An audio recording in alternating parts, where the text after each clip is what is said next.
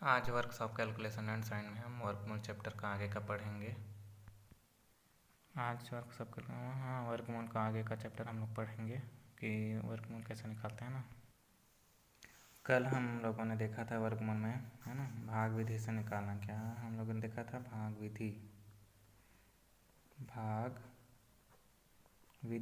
विधि से अगर जिन लोगों को निकालना नहीं होगा तो मैंने कल क्वेश्चन दिया था 7921।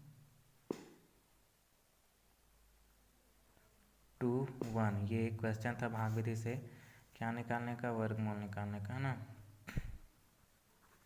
वर्गमूल निकालने का। तो आप लोगों ने पता नहीं बनाया है कि नहीं बनाया, किसी ने ऑप्शन तो दिया नहीं था, आंसर नहीं दिया था। 7981 ये दिया है, सॉरी 7921 है ये, है ना।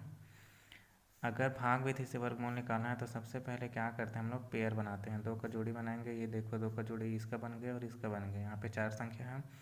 अब इस यहाँ पे 79 है, मतलब कितना है ये? 79 बोलते हैं ना, एक का मच्छी है। अब ऐसे संख्या से भाग देना चाहिए जिसको गुणा करने पर 79 से कम हो, ज़्यादा मत हो, और दूसरा हमारा इधर तरफ इंटू करने से ये 79 ही आए या तो उससे कम है ना। तो ऐसी कौन सी संख्या है? तो देखो, 6 लेंगे तो 36, 7 लेंगे तो 49, कम हो जा रहा है। 8 लेते हैं, 8 में कितना होगा? 8 8 64, ये आ गया।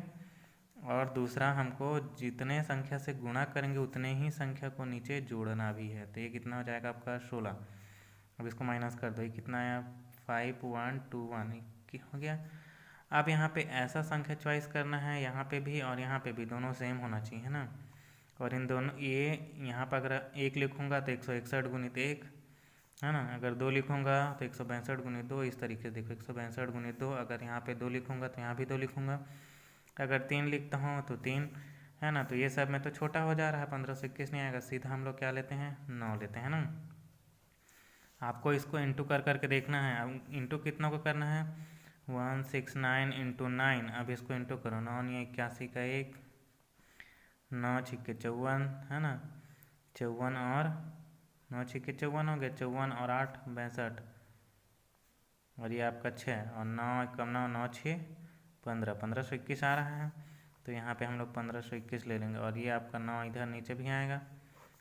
जितने से हम लोग यहाँ, अगर यहाँ 9 ले रहे हैं तो यहाँ भी 9 लेंगे, 8 लेंगे तो 8 लेंगे, 6 लेंगे तो 6 लेंगे।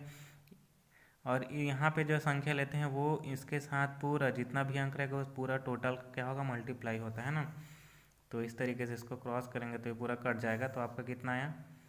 89। तो कितना होगा? 7921 का वर्गमूल क्या होगा? वर्गमूल होगा आपका 89। समझ में आ गया कैसे निकालते हैं? अब दशमलव वाला देखते हैं, एक आध क्वेश्चन, है ना। दशमलव में कैसे बनता है, जैसे कि, है ना, आप जैसे कि एक क्वेश्चन है, मैं लिख रहा हूँ यहाँ पे, 123 का वर्गमूल निकालना भाग विधि से। ठीक है, ये इम्पोर्टेंट है, एग्जाम में आता है आपका, है ना।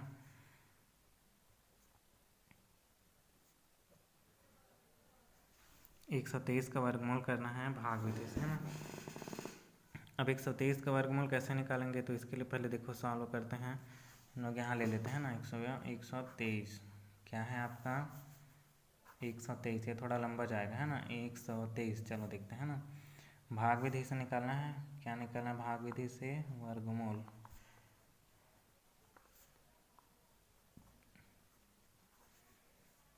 वर्गमूल निकालना है, ये है आपका क्वेश्चन 123।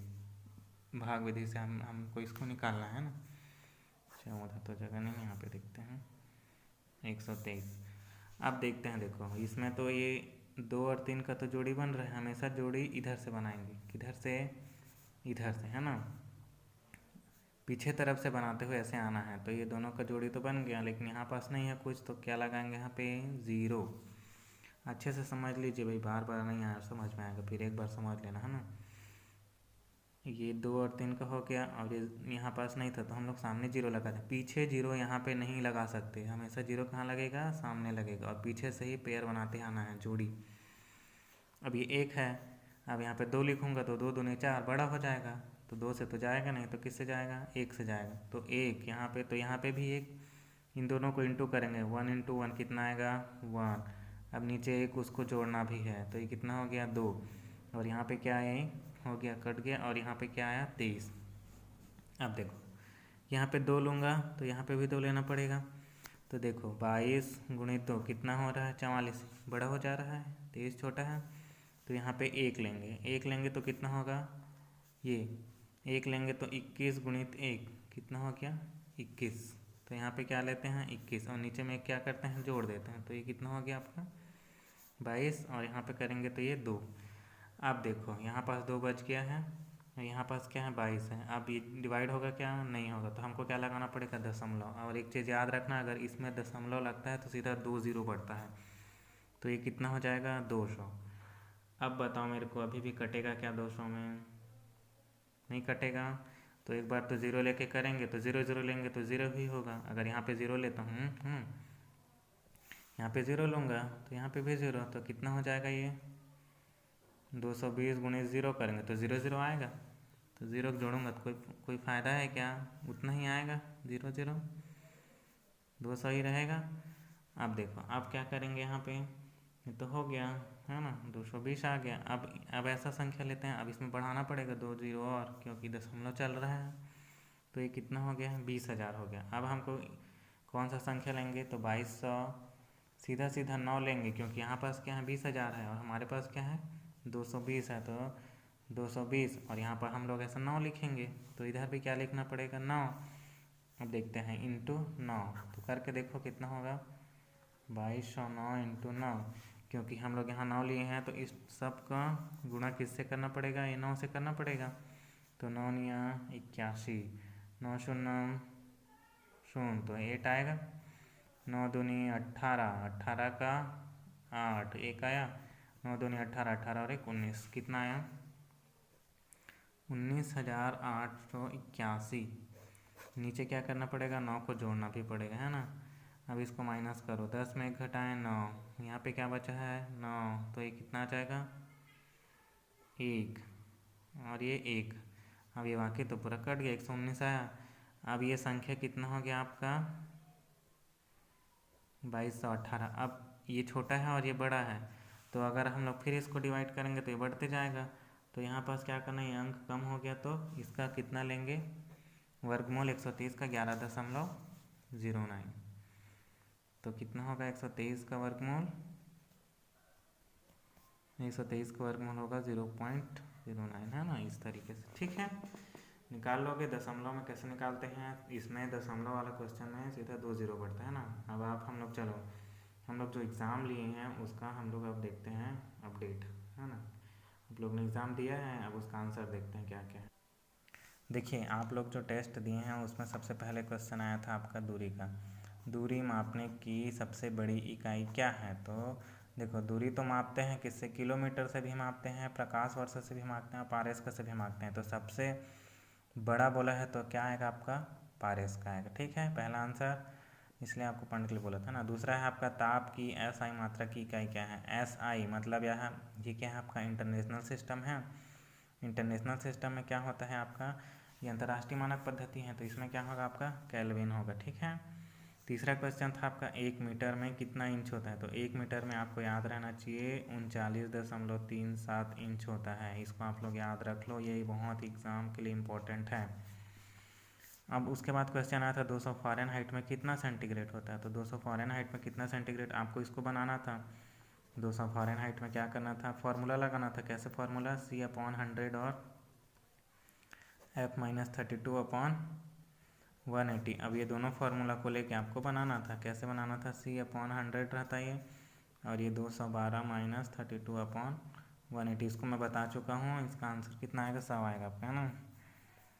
उसके बाद है 1 HP में कितना वाट होता है, क्वेश्चन आया था। तो 1 HP में आपका होता है 746 वाट। ये किस में होता है आपका ब्रिटिश में होता है, और मीट्रिक सिस्टम में होता है 735.5 वाट। उसके बाद है 12 इंच। 12 इंच में कितना फिट होता है, तो 12 इंच में आप सबको पता है 1 फुट बराबर कितना इंच होता है 12 इंच होता है। 1 फुट में 12 इंच, इसको हमेशा याद रख लो। उसके बाद है आपका एक क्वेश्चन था 7वां क्वेश्चन, 1 मील है ना, 1 मील में कितना किलोमीटर होता है। तो 1 मील में, इसको आपको हमेशा याद रख लो, रेलवे के एग्ज़ाम में आता है 1.609 किलोमीटर होता है। इसको याद रख लो, 1 मील में 1.609 9 किलोमीटर होता है, 1.609 किलोमीटर। उसके आगे है 8वां नंबर का क्वेश्चन था कि 1 ग्राम में कितना mg होता है। दवाई वाला जो आता है देखिए उसमें mg लिखा रहता है, तो आपका 1 ग्राम जो होता है, 1 ग्राम में आपका 100 mg रहता है। कितना? 100 mg। ये भी बहुत इंपॉर्टेंट है। 1 ग्राम में 1000 mg होता है। 1000 mg होता है ना, 1 ग्राम में 1000 mg। उसके आगे है आपका 1 मील है ना। 1 मील में कितना गज होता है, ये सब रेलवे का क्वेश्चन है, इसको बार बार बोल रहा हूँ, याद कर लेना। 1 मील वाला क्वेश्चन आया था, 1 मील में कितना गज होता है, तो आपका 1760 गज होता है। आपको भी पता है, हम लोग बार बार पढ़े हैं, 1 मील बराबर 1760 गज। उसके आगे है आपका 1 गज में कितना मीटर, तो 1 गज में आपका 0.914 मीटर। मैं तो इसको निकाल के भी बताया था ना भाई।